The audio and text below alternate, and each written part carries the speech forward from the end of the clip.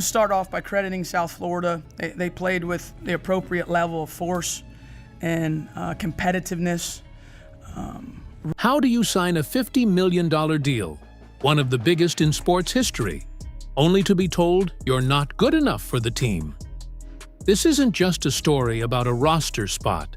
It's a story about power, jealousy, and a decision that has insiders claiming the Team USA coach absolutely exploded behind closed doors. The Caitlin Clark saga is far more twisted than anyone realizes, and it all began with a contract that made her richer and more powerful than the very legends who would decide her fate. The ink was barely dry on Caitlin Clark's groundbreaking Gatorade deal when the whispers started. We're not talking about a standard endorsement. We're talking about a reported $50 million empire-building partnership. To put that in perspective, this deal dwarfs the initial contracts of countless male superstars. It was a statement that Gatorade wasn't just signing a basketball player, they were anointing a queen. This single act catapulted Clark from college phenom to a global brand, a force of nature whose gravitational pull extended far beyond the court. She was suddenly in a financial stratosphere that most of her peers, including the veterans on Team USA, could only dream of. This wasn't just about money, it was about influence. It signified a seismic shift in the sports landscape, where a rookie, before playing a dozen professional games, held more commercial power than the entire establishment. This unprecedented success, however, came with a hidden cost. While the world celebrated her triumph, a small, powerful group of gatekeepers watched with narrowed eyes. They saw her meteoric rise not as a victory for the sport, but as a disruption to their carefully constructed world. The $50 million deal wasn't just a headline. It was the spark that would ignite a firestorm. And as the smoke began to clear, it became obvious that this celebration was about to be cut short by a brutal act of defiance from the very people who should have been welcoming her. But while the world saw a new icon being crowned, the inner sanctum of Team USA basketball saw something else entirely: a threat. For decades, the women's Olympic team has been a dynasty built on hierarchy and dues paying.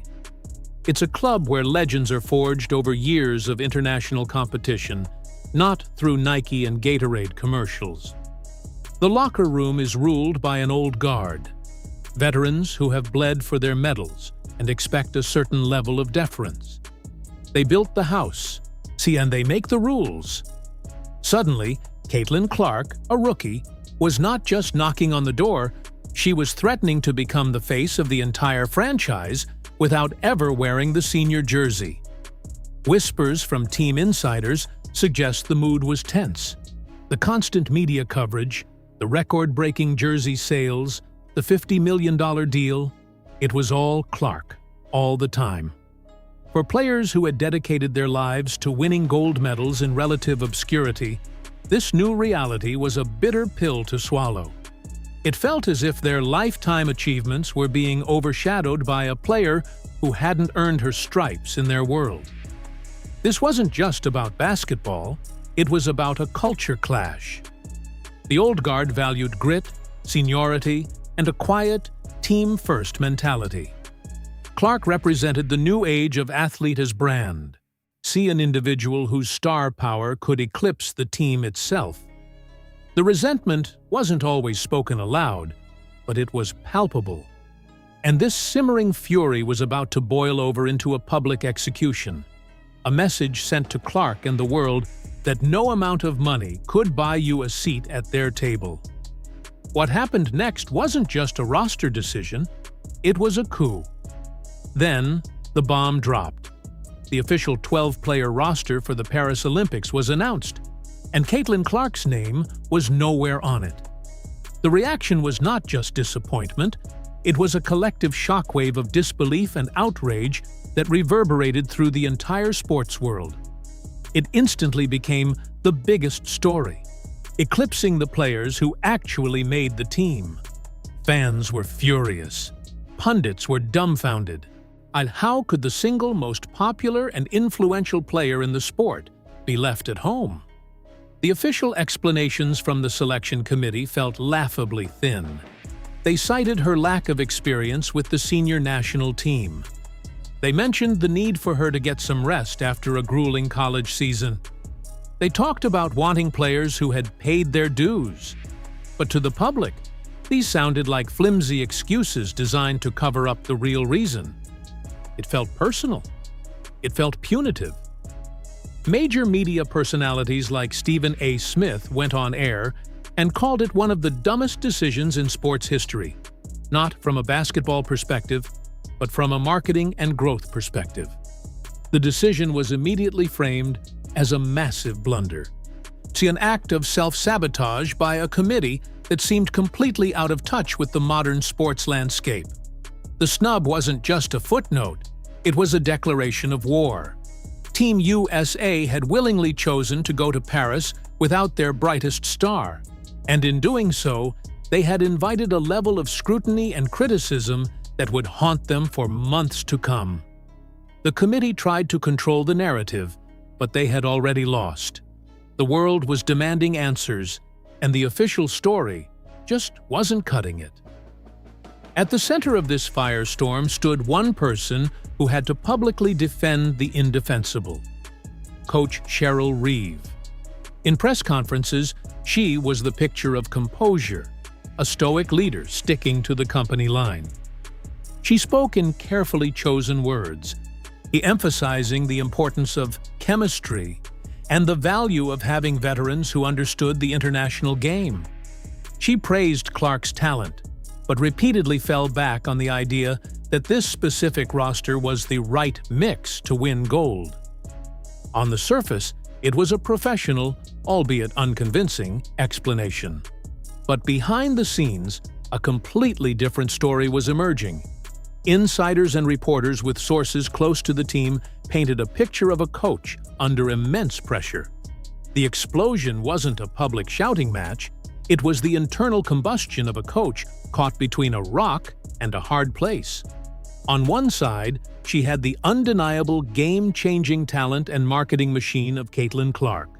On the other, she had a locker room of powerful, influential veterans who, according to whispers, had made it clear they were not ready to welcome Clark into their fold.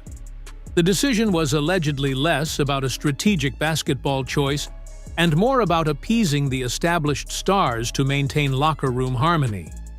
Reeve's public defense was seen by many as a performance, a facade to protect the players who had reportedly pushed for Clark's exclusion. She was forced to champion a decision that many believe she knew was a mistake for the growth of the sport. Her calm demeanor was just a mask for the turmoil bubbling just beneath the surface, a desperate attempt to hold together a team whose internal politics had just spilled out into the public square. As the official excuses crumbled under public scrutiny, a darker, more human motive began to surface: pure, unadulterated jealousy. This wasn't just about team chemistry. For some, and it was deeply personal. The conversation quickly turned to the team's veterans, particularly Diana Taurasi, long considered the GOAT of the WNBA. For years, Taurasi has been known for her fierce competitiveness and her less-than-welcoming attitude toward rookies. Before the season even started, she made headlines with a condescending comment, warning Clark that reality is coming when she faced professional competition. It was framed as tough love, but in the context of the Olympic snub, it sounded more like a threat.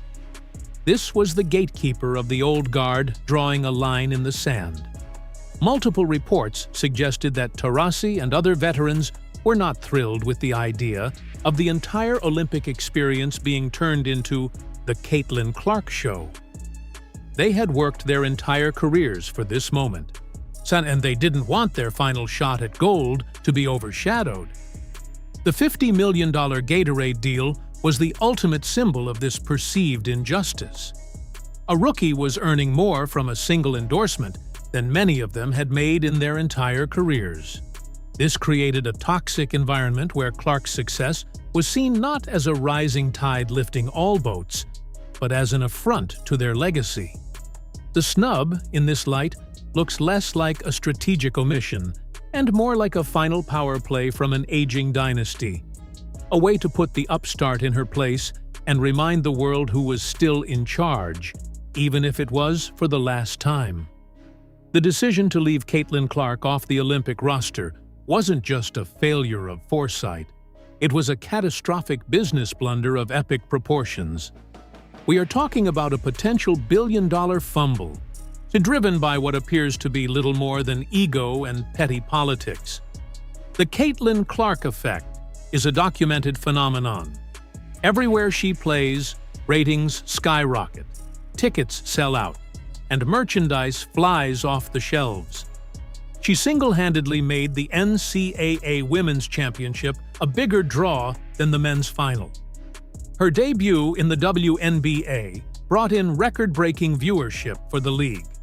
She is, without exaggeration, a one-woman economic stimulus package for women's basketball. The Olympics are a massive global stage, and NBC, the event's broadcaster, was reportedly banking on Clark to be a central figure in their coverage. Her presence would have guaranteed millions of casual fans tuning in, people who might otherwise have no interest in women's basketball. By benching her, Team USA didn't just sideline a talented player. They told millions of potential new fans that their biggest draw wasn't worth watching. They willingly chose a smaller audience, less media coverage, and a fraction of the commercial interest they could have had. It was a decision that baffled marketing experts and business analysts alike. In a world where sports are as much about entertainment and revenue as they are about competition, the committee's choice seemed archaic and financially illiterate. They prioritized the fragile egos of a few veterans over a golden opportunity to elevate their sport to unprecedented heights. They may have won their small locker room battle, but they lost the war for mainstream relevance and a massive payday. Amid the swirling vortex of controversy, criticism, and endless debate, the person at the center of it all, Caitlin Clark, did something remarkable. She stayed quiet, and then she acted with pure class. While pundits were screaming and fans were raging, Clark didn't fuel the fire. She didn't lash out at the committee or the players who allegedly conspired against her. When she finally addressed the media, her response was a masterclass in poise and professionalism. She expressed no bitterness, only a desire to support the women who made the team. She gracefully stated that she was not disappointed and that it gave her something to work for in the future. She turned what could have been a moment of personal grievance into a statement of motivation. She immediately shifted her focus back to her job, playing for the Indiana Fever. This response had a powerful effect. It made her critics look even smaller and more petty. While the Olympic Committee was busy defending their convoluted logic, Clark was busy playing basketball, being a good teammate, and proving her worth on the court. Her maturity stood in stark contrast to the drama engulfing the establishment. She took the high road, and in doing so, she won the court of public opinion by a landslide. She didn't have to throw a punch. Her dignified silence and graceful response made her look like the only adult in the room, further cementing her status as not just a talented player, but a true role model. It was the perfect countermove in a high-stakes game of chess, proving she could win off the court as well as on it. In the end, the story of Caitlin Clark's Olympic snub was never truly about a single spot on a 12-person roster. It was a flashpoint in a much larger, an unspoken war for the soul of women's basketball. It was the old guard versus the new, tradition versus revolution, and the quiet sanctity of the locker room versus the loud, undeniable power of superstardom. The $50 million Gatorade deal wasn't the cause of the conflict. It was merely the catalyst that exposed the deep fractures that were already there. On one side, you had a group of decorated veterans who believed in a system of hierarchy, dues paying and earning your place over time. On the other, you had a transcendent talent whose popularity and marketability threatened to render that entire system obsolete overnight. Coach Cheryl Reeve was caught in the crossfire, forced to make a decision that would either alienate her veteran leaders or defy all business and sporting logic. She chose to protect the past, but in doing so, she may have severely damaged the future. The real question that lingers is not whether Team USA can still win gold in Paris. They are talented enough to do so. The more profound question is what they lost in the process.